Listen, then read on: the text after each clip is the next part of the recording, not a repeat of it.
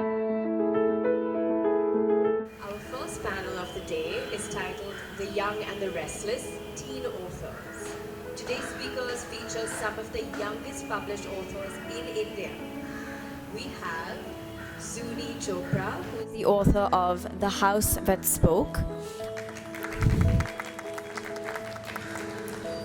Anusha Subramaniam, who is the author of Never Gone.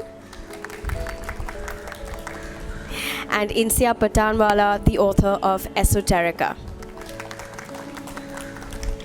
In conversation with these bright young minds, we have editor and children's book specialist Lubaina Bandukwala.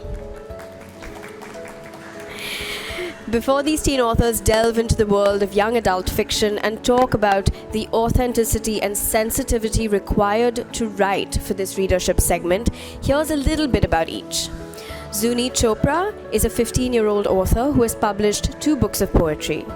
The House That Spoke, which was published in 2016, is her first novel. She was the youngest author to feature at the Jaipur Literature Festival this year. Anusha Subramaniam, who is now 17, became India's youngest published author at 12 years old in 2012.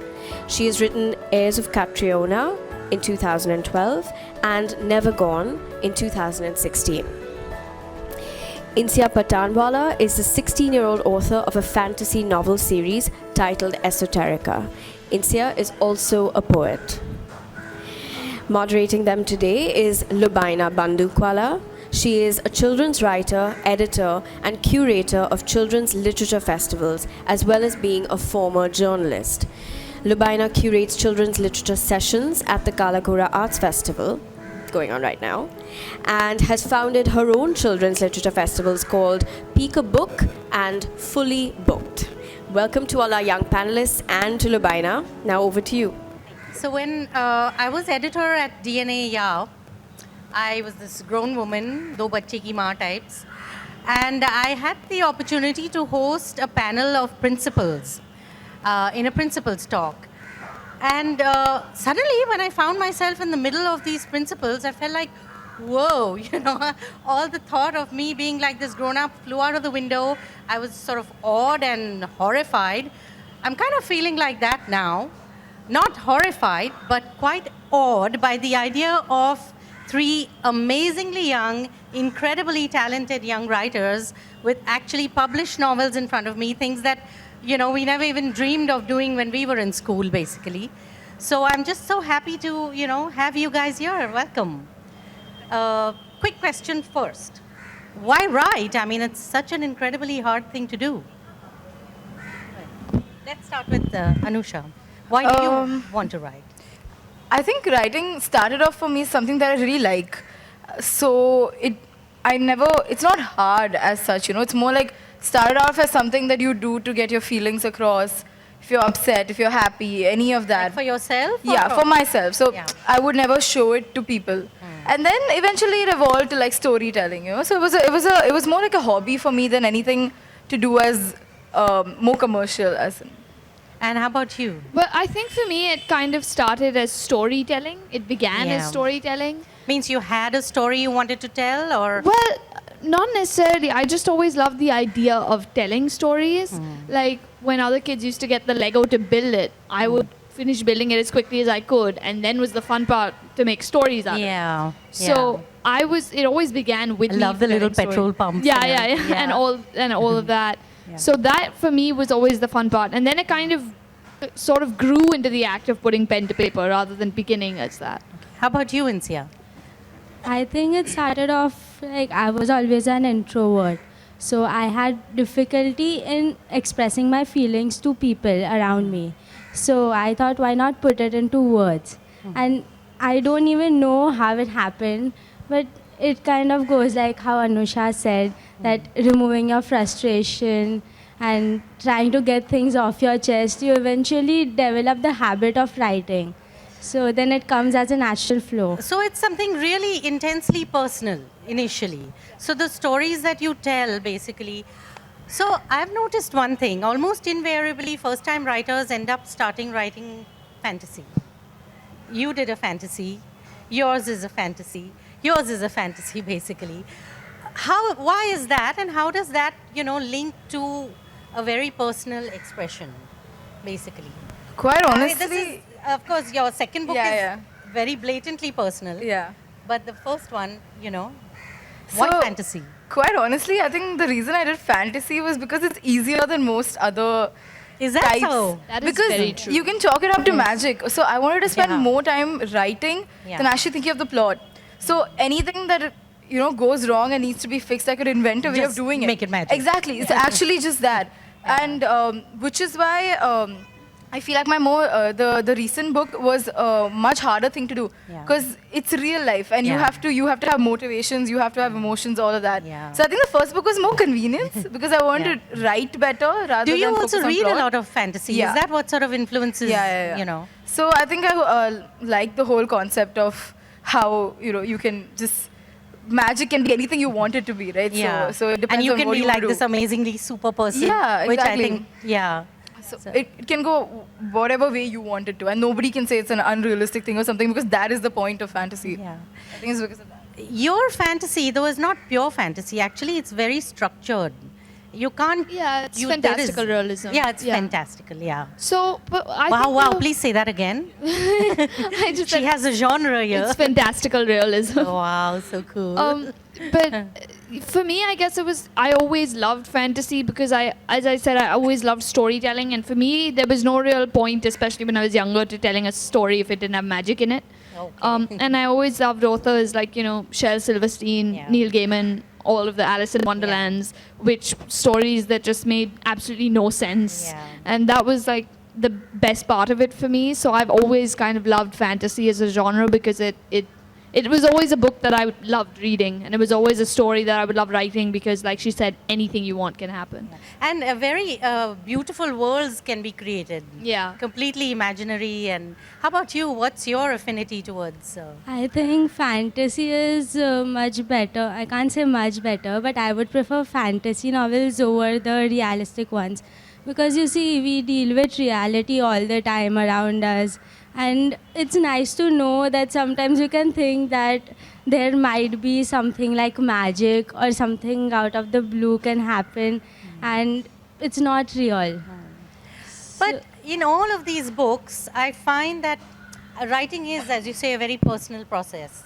So each of you, I see, has put something of yourselves in the book. You most obviously. I think you too. I'm glad you're not dead though. So tell us first a little bit about your book so the audience understands what I'm talking about, basically.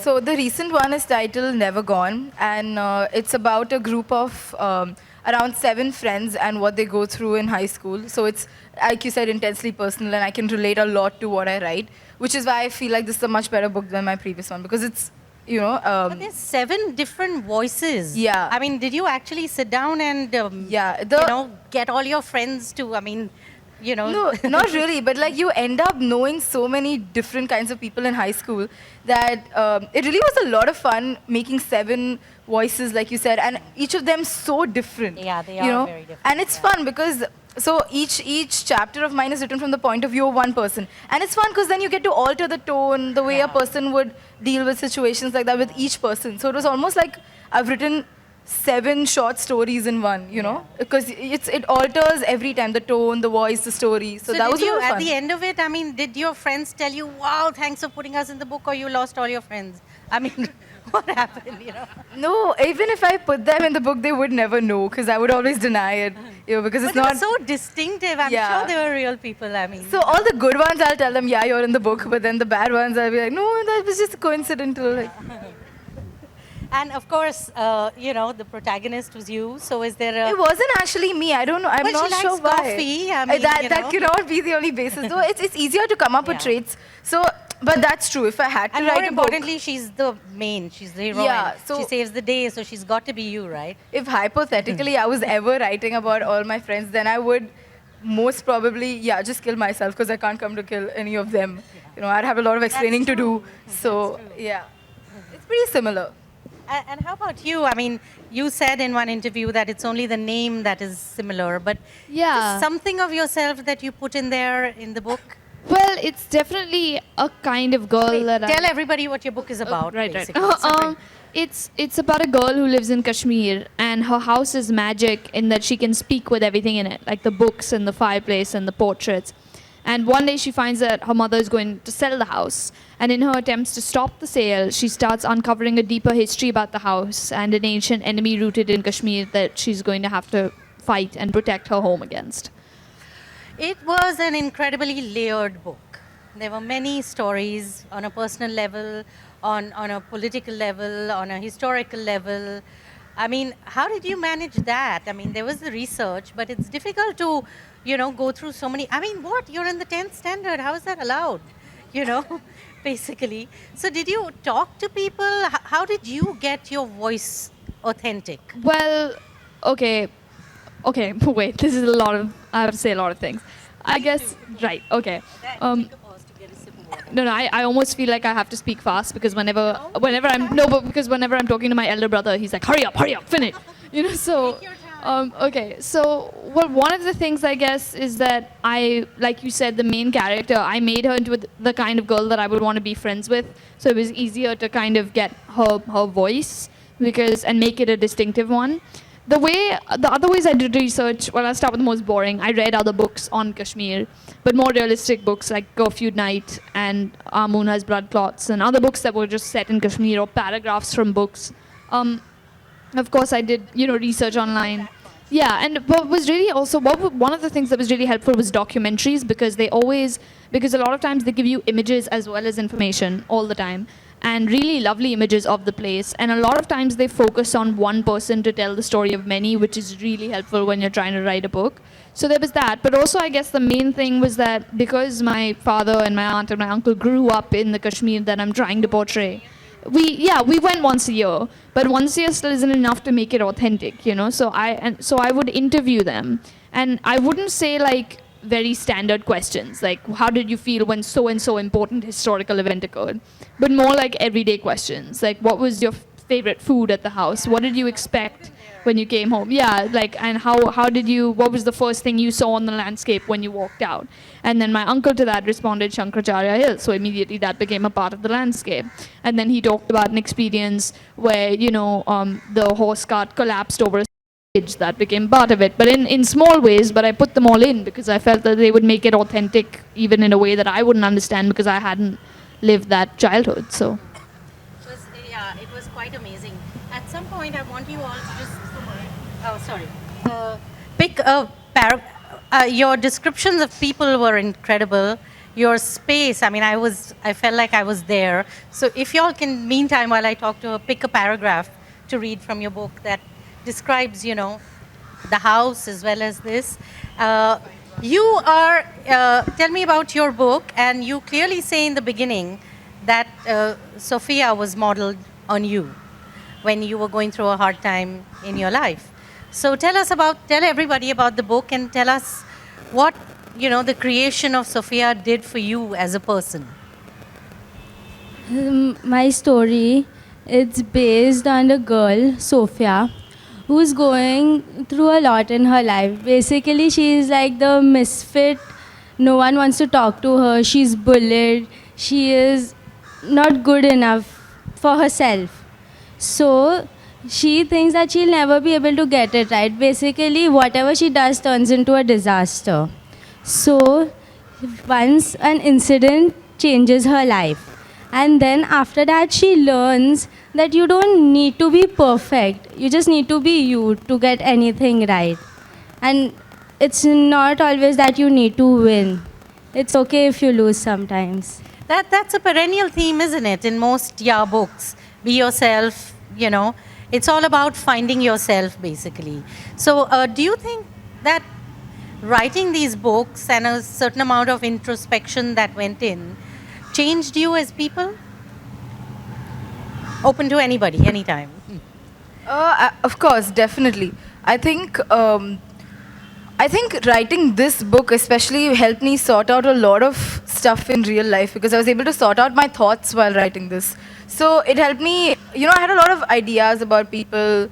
So what my editor told me while writing this book was, a complex character or a good character is one that's not made of only one person. So you take different traits from multiple people and you combine them. So it also helped me sort out a lot of things. Frankenstein, actually.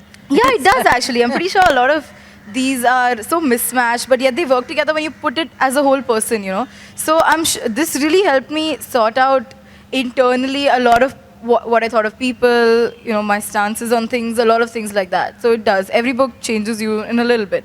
How awesome is that? And do you have any? Well, I think for me it was more of a self-confidence kind of thing that I gained from the book, because I was never really I was always very, I won't say insecure about myself, but I was always very anxious in the fact that I probably hadn't done something well enough. Like, I would go into every exam saying I failed, come out saying I failed. Whether I'd done well or badly, it didn't matter. Like, I was just like, no, it's gone horribly, I know it. So I think writing the book and actually achieving something that really mattered to me really helped with the idea that I could do something if I wanted to.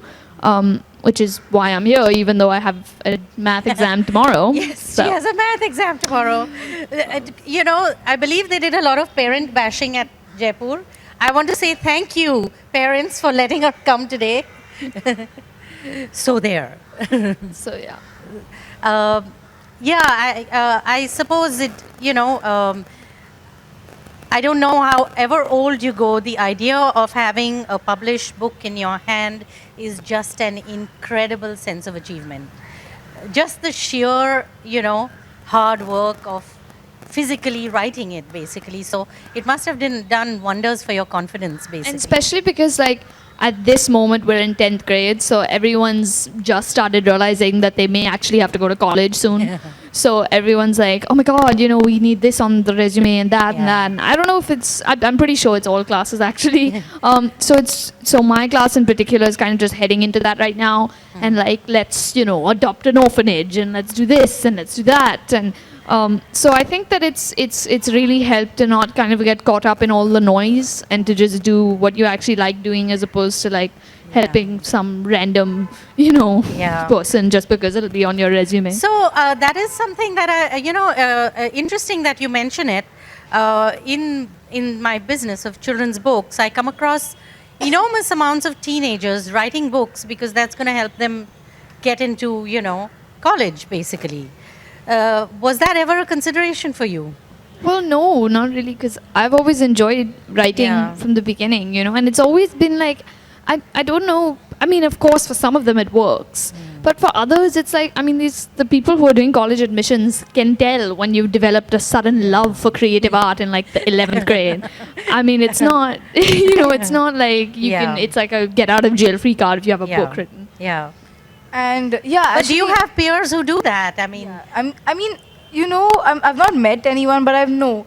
And it's, so when I came to 11th, I got a lot of these questions saying, did you write because you wanted to or because of your resume? And it was a perfectly acceptable answer to say your resume, but it still used to irritate me because, the first time I wrote the book, I was 12, I was 11, and it's not like my parents pushed me into writing it or anything of that sort.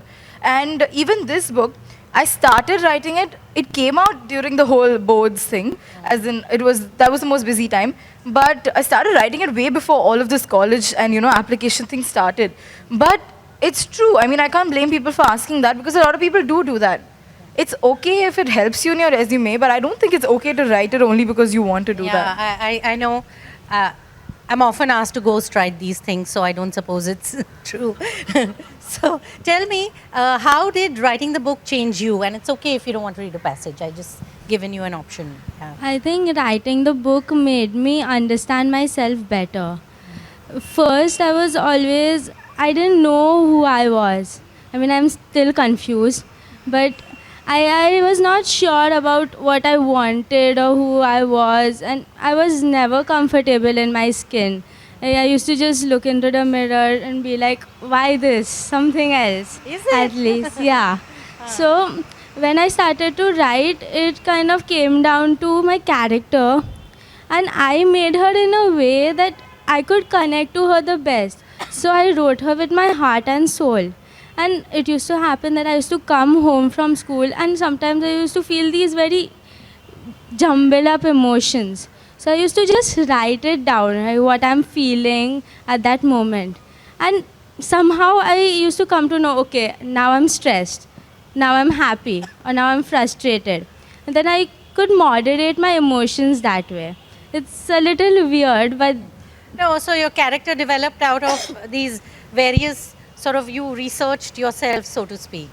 And then the character developed from these various emotions you felt at different times, basically. Doesn't that make you feel incredibly vulnerable with, you out there, so much of you out there? Does it matter what, your friends think of you, or your parents think of you? I mean, I realize there's lots of, there's an Akash, there's an Altaf, there's an Ethan. Does it matter about these intense feelings about things, I think that's the reason I didn't let my parents read the book until it was complete. Like that, or what? So, yeah, like genuinely, that was the reason. I was like, no. So, once it's done, you can't say, no, rewrite this, that's not going to happen. So, I sent it to my publisher and then I gave them to read it. So, yeah, like, here, now you can have a choice. I'm so sorry. Like it's too late. Too late. Then, like one week before my book is supposed to come out, my mom realizes that there are too many curse words in it, and she goes like, "Oh my God, how will you do this?" I'm like, "It's too late." I wasn't aware What is the you point knew of this doing word. 1 week before. Yeah, who knew? You knew, right? Oh yeah. So it was a very bonding experience. Like they knew a lot of things about me after Yeah. that. Oh, how lovely. Yeah. But I honestly think the more vulnerable you make yourself, the better you write. Yeah, I of genuinely course. think that Yeah. because when it comes from inside, you can make out. That's I think one of the reasons I wrote this kind of a book. Yeah. Because honestly, if I've managed to make somebody cry, it's an achievement for me. I mean, it's sadistic, but that's No, but honestly it what I was see. Very touching, Yeah. the way her best friend, Yeah. Veera, the night she finds out, I was like, I'm too old to cry, right? So Thank you. I feel good now. No, yeah, it was very well done. Very nice. You were talking about, do you feel vulnerable at all? Well, I mean, I guess the thing with my friends is that the three that I've dedicated the book to are really the only three there, and they're as crazy as me, so I don't really feel vulnerable at all sharing things with them, which no, I guess vulnerable to everyone, yeah, world, definitely, so to definitely. speak, yeah. But the thing is that, especially because, I mean, I think I was more nervous when I'm giving the book to people that I know and also who I know write well or make Like your scripts nicely. teachers and stuff, Yeah, I mean? like teachers and heads and everything, and especially when I had to give it to my chemistry teacher and explain that this was why I dropped chemistry, Okay. was to make this. And what did she say? He was like, yes, very well, I shall read it right now. And then he went back to explaining the structure of the atom for the whole class. Oh. So, yeah, so I guess it is vulnerable in a sense, but it's kind of like she said, I think that the more you put yourself into it, the better you'll write and the better you'll feel while writing. So, yeah, I guess that's definitely a thing. And also, as I said, I think having three friends kind of helps in that we've stopped really caring what, the world thinks as a matter Wow, of fact. so cool. Yeah, because I guess that it's like my dad always says, and he's going to be very happy that I'm saying this right now. He always says, that you should chase excellence as opposed to brilliance, because brilliance is what other people define. They say, oh, you've done a brilliant job, but you can only define your own excellence with yourself. Does that mean you went through many drafts? Yes.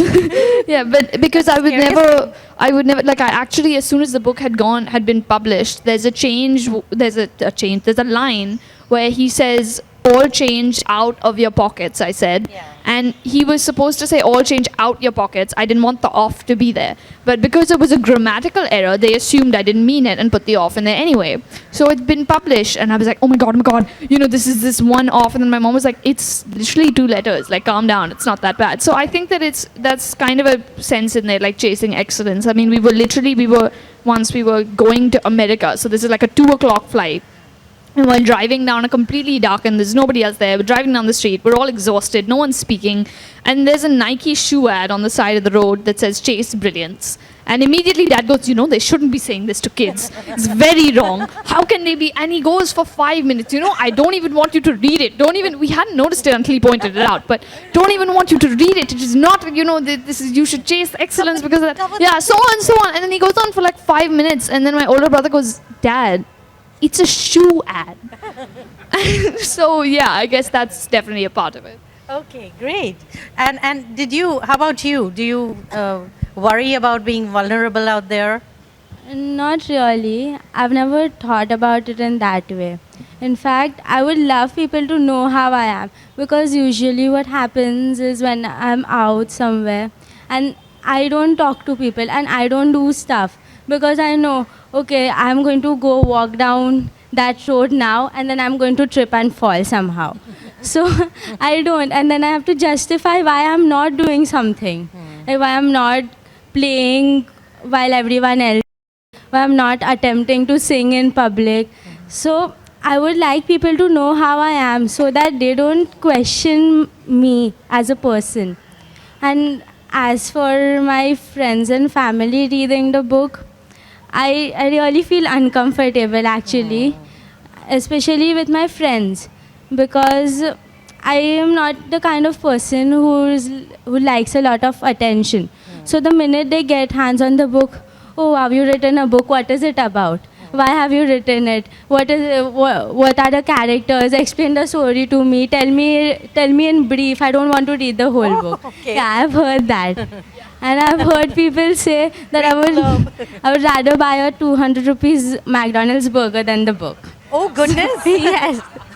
So then that makes me feel like they don't really want to read it. So Yeah, so a very sort of important part of, I mean, getting published, I'll come back to it basically. But once you publish it, you know, you really have to go out and talk about it. And, you know, I mean, you guys have been to Jaipur and now Kalagoda and probably do book launches at book fair. I mean, you know, so talking about your books and how do you feel about that? I mean, you know, I remember you telling me at your launch, I'm feeling a bit overwhelmed, you know, so are you all comfortable with that very important aspect of publishing? Because it's no more that you can write a book and sit back and say, somebody sell it for me, you know. So Actually, that's the part that I really hate, because I feel like I'm doing self-publicity, which is weird. You know, I don't know why. I don't like it, but that's where it helps to have a dad who's extra extroverted, so that he goes around telling people about it. I just go like, why don't you go do it Oh instead? my God, you have no idea. Yeah, it really helps when that happens. that's my mom. that's your mom, okay. We were on an Air France flight coming back, and I looked to the side, and across the aisle he started up a conversation with the French air hostess about my book and how it's this and how it's that, and she's like, yes, you know, very good. And then he's like, well, this is the best. He goes, give us your address and we'll send it to you when it's done. And she's like, that would be lovely. Immediately starts off talking. Without even In speaking. fact, when I was next one. going for school interviews and stuff, my mom had to coach him to say, don't bring up her book. Like, they've read it, no need to brag about it. It's fine. So in some cases it's good, in some cases it's bad. But it's good, yeah, right? I mean, parents go out and Yeah, you know yeah. do all these things for you guys. So Definitely. otherwise, you all will just write this book and just leave it in your diary, right? In fact, I think he's the only dad who will be like, please use Twitter more, you know, instead of saying other Okay. things. I'll be like, why? I don't like it. Go out, be there on social media, huh? Only Twitter, because Only that's Twitter. business, nothing Okay, else. Okay. No, but you're right though. It's like in a parent-teacher meeting. You know how math is slipping a little, right? You know she's written a book, right? It's exactly like that. In fact, there was a college counseling session where the sir, he comes up and says, so I don't want to know about the daughter that wrote a book. Don't come to me and say that. I was like, oh my God, my dad stole him. My dad stole him. It's him. So I was so shocked because I came back and fired him. I'm like, why are you going and telling my college counselor that? It wasn't me. But I was so sure that was him. No, I think that, I mean, your folks have really worked hard to, if anything, get you at least published. That's important, isn't it? I mean, did you ever think that your work would be published? I mean, like, you know, No. by a publisher and be out there and people buying copies and stuff like that? I never thought that. As in, I wrote the first book at such a young age that it never Yeah. really struck me as something that was, you know, big as such. So I just, seeing my dad do all of that, I mean, it seemed like a much closer industry. It wasn't, Yeah. like, you know, for example, on the outside of a film industry, you don't know what goes on inside. Yeah. But if you're born and brought up in that culture, you know. So in the same way, when I was writing, I think I just started writing because, oh, my dad's also writing, looks like a fun thing to do. Yeah. And then it didn't seem that far away a dream to be able to get published. And Oh, you're really yeah. lucky. That's yeah, I know wonderful. that was the Yeah. really, really good part. And I think enough. parent bashing, so a good thing for a change. Like, I think the greatest thing about them is that they've never taken credit for anything. So they always give me the credit, even if sometimes, it's all up to them. So that's a good thing. Now, enough. Thank you. That's as much as she's going to say today. How about you? Did you think you were going to be published? Did you want to be published? Well, You've been I believe you have 2 books of poetry. Yeah, but definitely not by a publisher like Penguin, that's like very, as my friends would say, legit, it's like, so I didn't think that it was going to be, I thought it would be published, but not so quickly and not with such, sort of vibrance and such importance that was given to the book. So yeah, definitely it surprised me. But how did it happen? I mean, you wrote it and you gave it to your mom and dad? Yeah, I wrote it, and my mom, who has done a lot, and she calls herself my manager. Okay. And then we sent the novel, like the outline and the first chapter to 3 different publishers, and we met with the 3 of them on the same day. Okay. And the third was Penguin, and they were like, we'd love to publish it. And we were like, really? Like, yes. And they were like, you're sure? And we were like, yes, we're sure. Let's sign it now. Yeah, great. That's amazing. So yeah, that's kind of how that. Insia, your journey was different. You started Yeah. with self-publishing, right? Yes. So I'd really like to know that when you want something published, how hard is it to get to a publisher if you don't really, have any inroads or any leads to these things? Actually, it wasn't difficult for us to get a publisher because my mom has a friend who got her book published. So when mom came to know I've written a book, and that came as a very big surprise. I just went to my mom and I was like, Mom, I've written something. And she just thought it's a piece of writing because I used to do that all the time. I used to write small stuff and I used to show it to her. Then I told her, no, it's a 200 pages book. Please read it. So she got shocked, and then she started reading it, and she found it worth publishing, like for an 11-year-old girl. So she talked to her friend, and her friend suggested a publisher in Ahmedabad. And my mom directly contacted him, and he was a pretty nice guy, very cooperative and everything.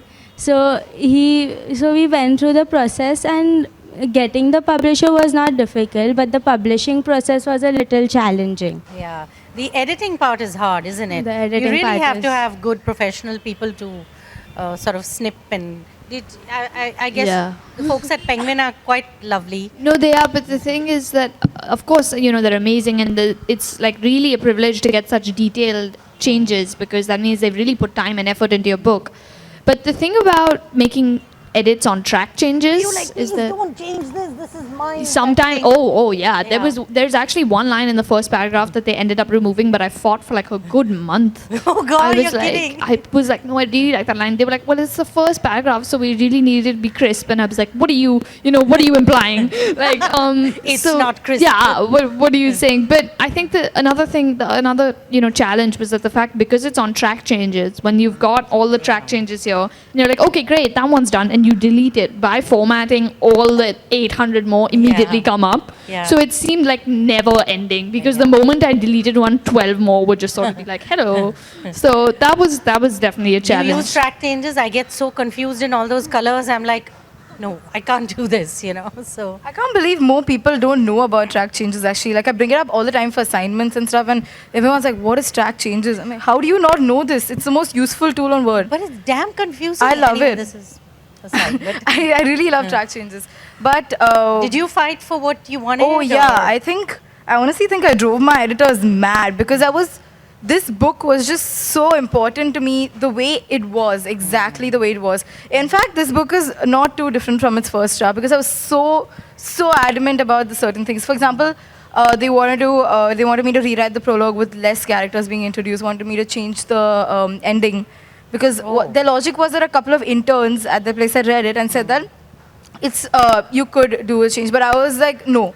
Just no, because those that's are the the ones that are story, important. yeah, Exactly. yeah. And see, at the end of the day, it's my book, and it matters to me if I like it or not. So they were very, very, nice about it. So they gave very, very realistic changes. And after a while, they figured out that they're not going to do anything to the story. So it was after we figured each other out, it was a very good process because they wouldn't tell me to change too much of the story because they knew I wasn't into that. As and long I as you fought. were confident about it. you know. Exactly. Yeah. And I was like, honestly, my point was that it's okay if a couple of people don't like it as long as I like it. Yeah. It's okay. I Is will it? deal with it. Does it matter to you what people think, the No. readers? No, not at all. No? No. But I mean, I do hope they like it. Like everyone here, please don't start getting up and being like, well, fine, and just immediately leaving. But no, yeah, it does. I mean, it matters, but not in a way that I would like take it immediately to heart if, you know, they didn't like it. Yeah, definitely. And So once you wrote it, did you like become superstars in your school and No. things like that? No. No? Everybody was like, wow, you guys are like, you know.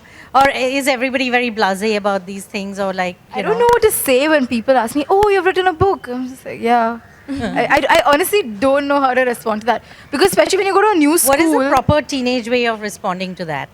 I don't know how do I come across as, you know, not disinterested but not overly excited. How do I do that? I have no Advisor, idea. please. That's why it's better Just when the he right- brings up the book because he's like, yeah. I mean, written over it. enthusiastic father, not me. just go for a fist bump. Just be like, yep. I high five people a lot. Like, Did you become like a superstar once you wrote it? No. No one really cared. My English teacher was pretty impressed with me, but the others, my friends were like, "Oh, you've written a book. That's so nice. Give me a copy. I'll read it." yeah, I hate that. Yeah. What do you mean, give me a copy? Why won't you go buy it? What is the support? Right. I had to take a plastic bag with all the copies because people are like, you'll give me a copy, right? And I was like, how do I say no? Yeah, and I gave specific instructions to whoever I knew that you're not sharing that book. Like, they have to go buy it. All right. So you guys understand the whole business aspect of publishing, do you? Not really. No, not really. No, yeah. I mean, but that's a really important thing, all these royalties and stuff like that. So did you all actually read all the contracts or left it to your parents or what? I think I read it, but I don't remember any of it. So if there was anything they were trying to trick me into, it's probably worked. Oh, they wouldn't dare. You didn't let them change any character in the book, so. Yeah, but see, I mean, it's good that you had editors that grew to understand you so well because with me, of course, they understood me a lot, but I was always like, I always wanted to be very polite. So even when I didn't want to get rid of a line, it was like an Oscar Wilde play. Like I would be like, well, I think, and it would be like very comedy of manners types because I didn't want to say it, but then I didn't want to be like, I didn't want to let go of it. So I wanted you to quickly read a little bit from your books. You know, I just totally love the description of the house. But any little bit that, you know, you wanted, and if you'd like to read some, you can say if you'd like to, but if you don't, that's, you know, up to you, basically. I live in a fairy tale. Or rather, I live in the house of a fairy tale.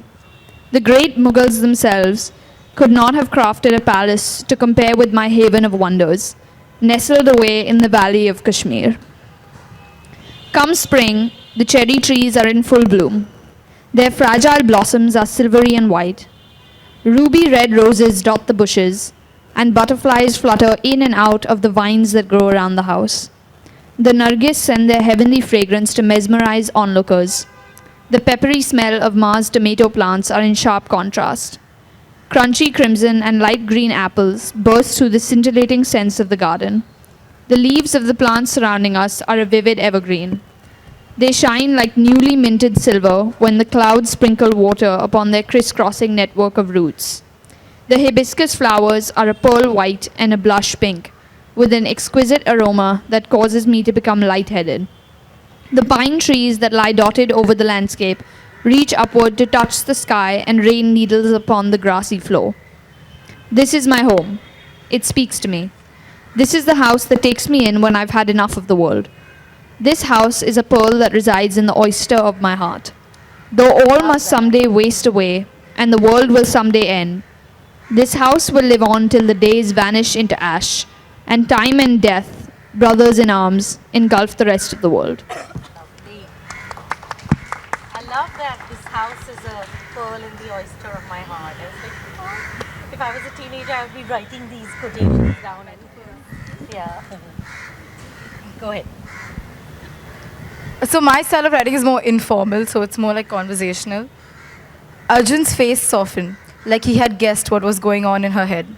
That look of pity, even from her own brother, was too much for Veera. In that moment, she hated everyone. She yanked her wrist out of his grip savagely and turned the corner. Her stomach dropped as she took in the scene. She saw Ananya's mom, her pretty face marred by a cascade of tears. And then there was her dad, the picture of devastation. His hands were buried deep in his hair, and he looked so broken. Veera's parents were sitting beside them, consoling them, as if consoling them would ever bring their daughter back. And in between all of them was a lump, hidden under layers of white blankets. Brown, wavy hair spilled from one end of the makeshift bed. But that was all the indication Veera needed. Her breath caught. Before she knew it, she was kneeling beside the blanket cover formed, ripping the sheets off the lump. And there she was, the one person she probably knew better than herself. Milky skin, full lips, wavy brown hair, and eyes that would have been dark brown had they been open, framed by long black lashes. Ananya lay still. Her chest neither rose nor fell. She drew no breath. Her heart didn't beat anymore. Reality slammed into Veera with the force of a truck. With a strangled cry, she scrambled for Ananya's hand. They were frozen, but she held on to them for dear life. No, the dam broke and the tears flowed down her face. Before she knew it, she was shaking Ananya, begging, pleading with her to get up. Feeling flooded back into her, and the force of the pain made her see red. Fire coursed through her veins. Her palm was burning against Ananya's cold, unmoving arm. Her pulse thundered in her ear, and everything around her exploded like a nuclear blast. Her best friend was lying lifeless in front of her. She cried till she could cry no more, slumped on the cold hospital floor. When the tears ran out, she screamed till her throat was hoarse. Somewhere through the haze of pain, she was dimly aware of the word aneurysm being tossed around by the people close to her. The word sounded alien to her, cold, metallic, and completely unemotional. It sounded insensitive too, as if it hadn't just taken the life of someone who meant more than the world to her. But right then, it didn't matter. Nothing mattered. After what seemed like years, when the spinning world around her had slowed to a methodical swaying, and when she could lift her head without her brain feeling like it might explode, she groped in her bag for her phone. Aneurysm. She tasted the strange metallic word as she typed it on Google search. Her eyes prickled, like more tears might flow, but none did. She was all maxed out. Ananya was gone, and Veera was left learning the cause of her death on the internet. That was beautiful. This was the bit when she loses her best friend. Yeah. So, I mean, have you ever felt these emotions? I mean, No you know, one's died. I know, so but I mean, it was.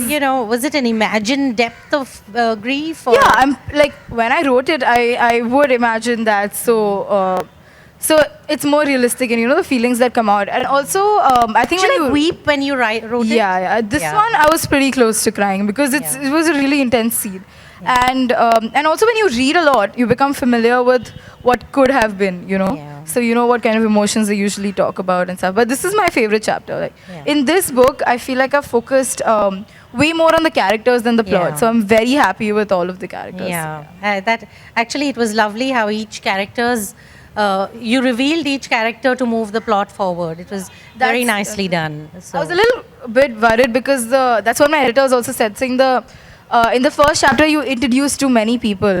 But I was okay if you were a little confused in the beginning as long as you got it by the end. It got sorted out. It is very well done, basically.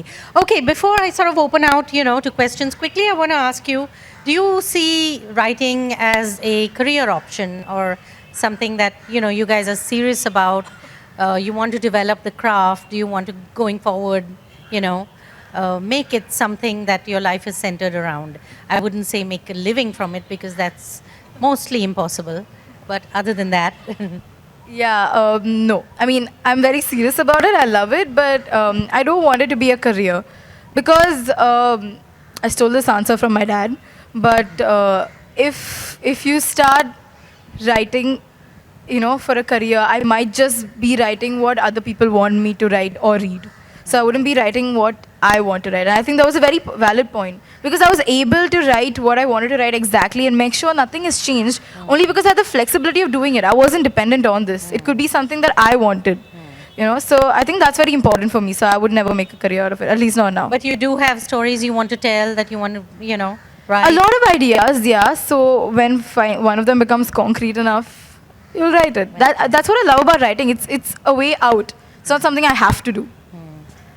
How about you? I think I would consider it, as a possible career option in the past, but I definitely wanted to grow more and my writing to evolve more before, making a next book perhaps. Yeah. Do you feel like, wow, I've learned everything there is to learn? Oh no, not even a little bit. No, I mean the idea of having book published, sometimes you feel like, wow, I'm so cool type thing. But I think I thought that before I started doing IB, and then I was like, apparently not. Yeah, that's actually very true. is it? But yeah, I wouldn't ever claim to know everything that there is to know about writing. I don't even think that's possible. So yeah, I would definitely want it. I mean, to grow more. Definitely, it was almost once the book was nearing its end, and once it had reached the final thing, and my editor called, and she was like, "So at the Jaipur Literature Festival, what's I don't know, some question she asked me about the panel and how I wanted to do it." And I can't remember which character in which TV show said this, but I was just like, honestly, I didn't think I'd make it this far. So that was kind of my response. So yeah, that's how I. Would you take this on as a career? No, actually, writing is like a hobby. So I would do it even after say 20 years, or after I'm on a wheelchair also. Okay. I can do it all life because it's something that's going to stay with me. But I think I would want to explore some other careers. I want to do something else in my life. But yeah, I am going to keep on writing, hopefully get more books published. Yeah. But that's going to be on the side as something I love to do, not as a profession. That's the thing about writing, that sometimes it can, make you sort of, a solitary person, because it's all about writing, getting ideas, getting thoughts, and yet it can open up so many worlds. So that's a odd kind of thing. Do you have something to say? Well, I mean, I actually think that it's different for different writers Yeah. because a lot of artists prefer to be solitary when they're writing the book, but I think that it's when you're writing, it's based upon a fundamental interest in people and an interest in writing about them. True. So True. I would say that I'm actually kind of the opposite, also because I love being the center of attention. So, You are. I mean, right now. Yeah. Yes. Uh-huh. Let's just take a minute to bask in it. Yeah. So yeah, I would say that. Spotlight, Asad. Yeah. Yeah. Go ahead. So yeah, I would say that I would definitely think that as opposed to becoming solitary, I would actually interact with more people, in as many ways as I could.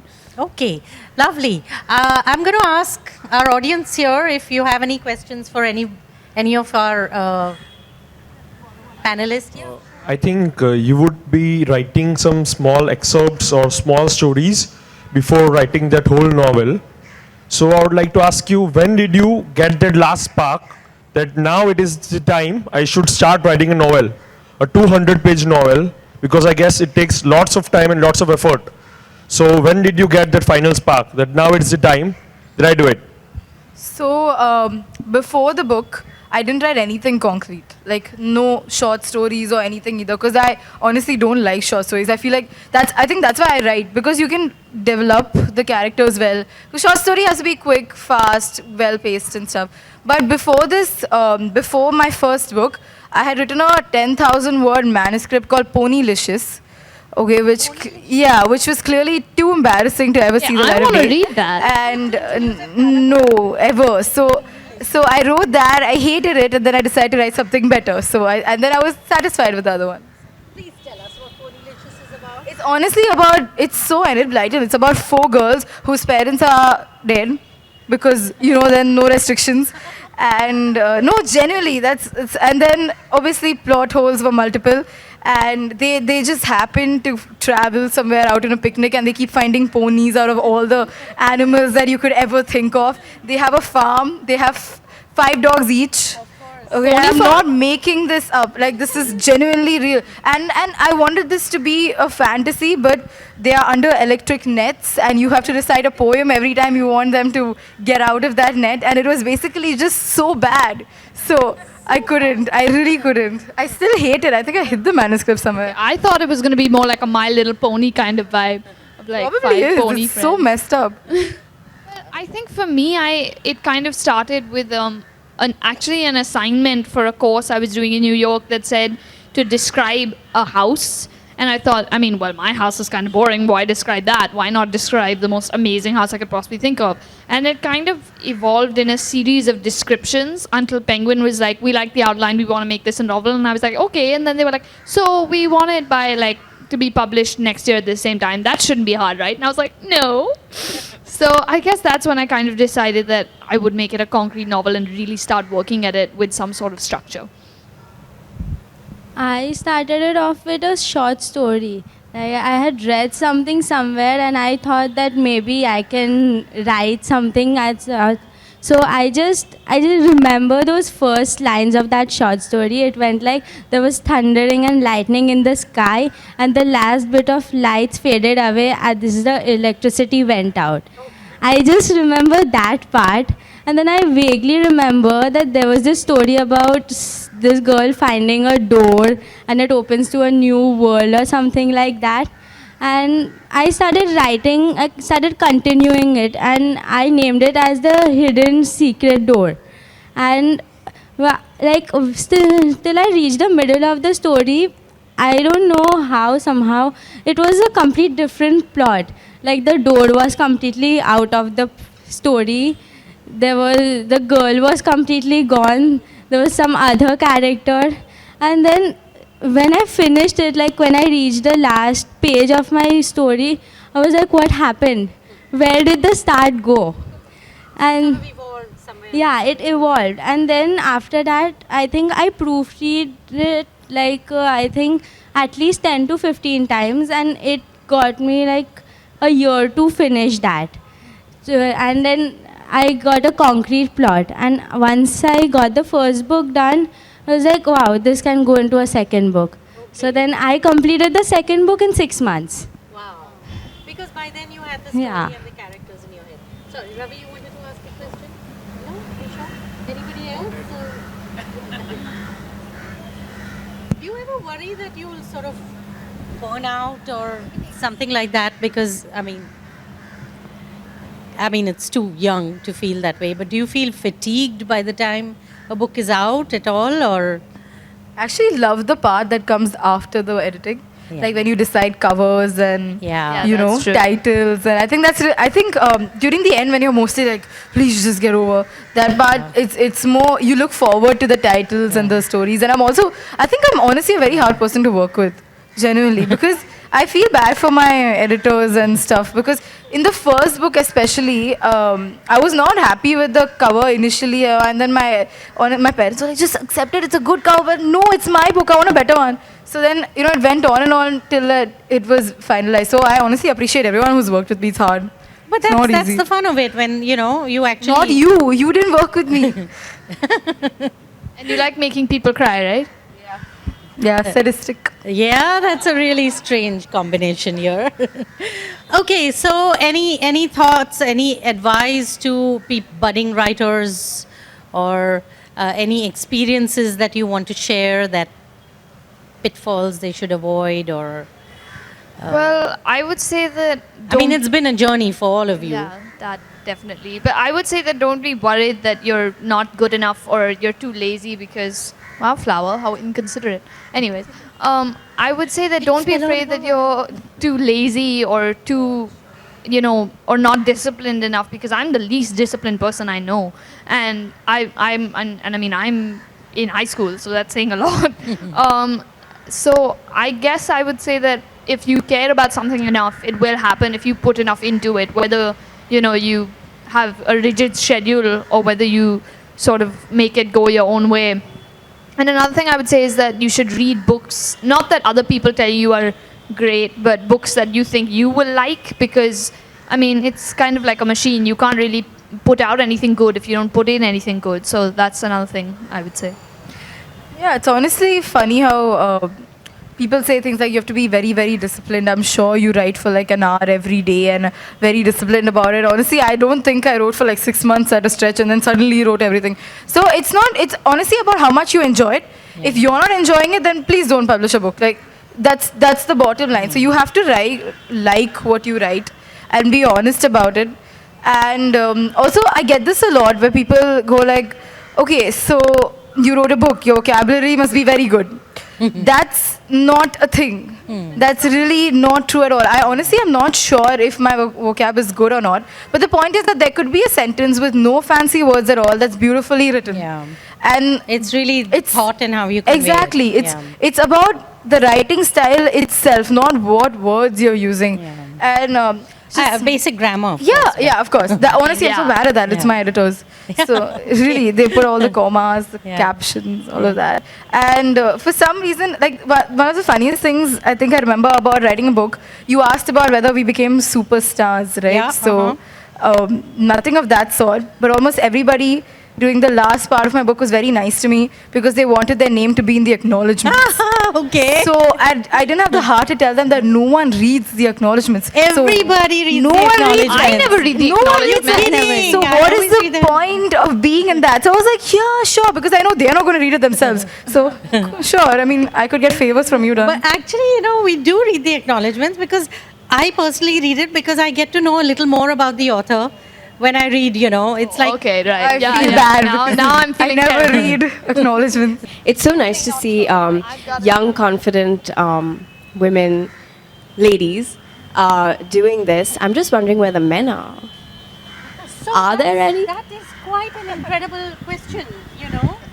I find, you guys are in schools and colleges. Are there any male writers? Well, People wanting to write books? I mean, I'm very sorry to say this, and with all due respect, I think the boys in my class, just say it. they're very dim. Did him? Very dim. Very like, and the worst part is that they think they're like, really cool, and it's just, it's quite sad, really. It's quite depressing. There's I just think no, it's more for guys.